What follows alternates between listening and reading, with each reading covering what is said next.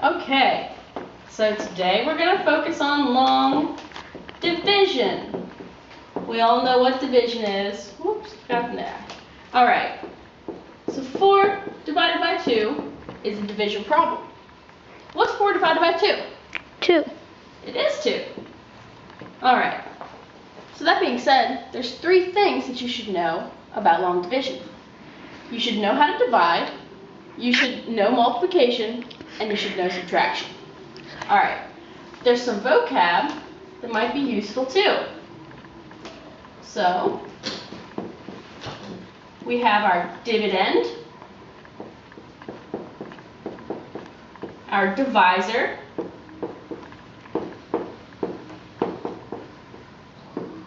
and our quotient. What's a divisor, dividend, and quotient? Okay, that's a good question. So, we have this problem here. Let me write it just a little bit different. 4 divided by 2. 4 is our dividend, and 2 is our divisor. Usually, the bigger number goes inside the box. So the bigger number should always be the dividend. So 4 divided by 2 is 2. We wrote our answer on top of the line, and that is called the quotient. All right, so let's try a practice problem.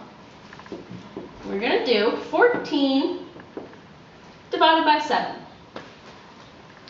So the first thing that you want to do is see if your divisor can go into the first digit of the dividend. 7 can't go into 1, so we have to add the second digit.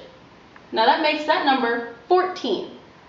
7 goes into 14 how many times? 2. It does go into 14 2 times. So now is our multiplication step. 7 times 2 is 14. Now comes the subtraction. We're going to subtract 14 from 14, and that leaves us with 0. What this means is 7 goes into 14 2 times, with a remainder of 0, which means it goes in evenly. Let's try another problem. We'll try 94 divided by 2. So how many times does 2 go into 9? 4 times. All right, so 2 times 4 is 8. And now we subtract. So that leaves us with 1. Now we have to bring down our other number because we haven't used it yet. So we'll add our 4. That makes this number 14. So how many times does 2 go into 14? 7 times. Okay, so now we do our multiplication again. 7 times 2 is 14. Now we subtract.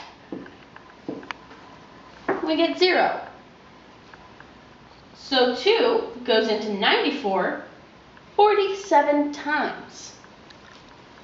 All right, and let's try our last problem. We'll do 795 divided by 5.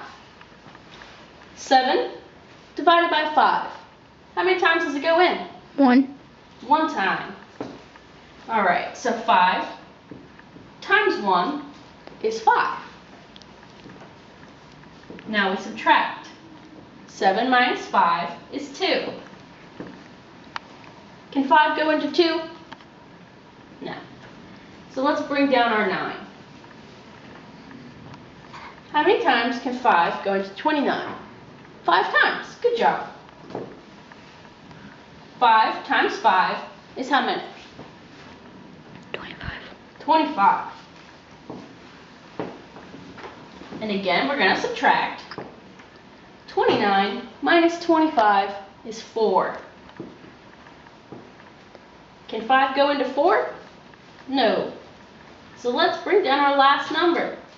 That's a 5. So how many times can 5 go into 45? 9 times. All right. So 5 times 9 is 45. So we'll subtract our 45 and we get 0. That means that 795 is divisible by 5 evenly because we don't have any remainders. So 5 times 159 equals 795. So again, let's try to say it with our new vocab words. Our dividend of 795 divided by our divisor of 5 equals a quotient of 159.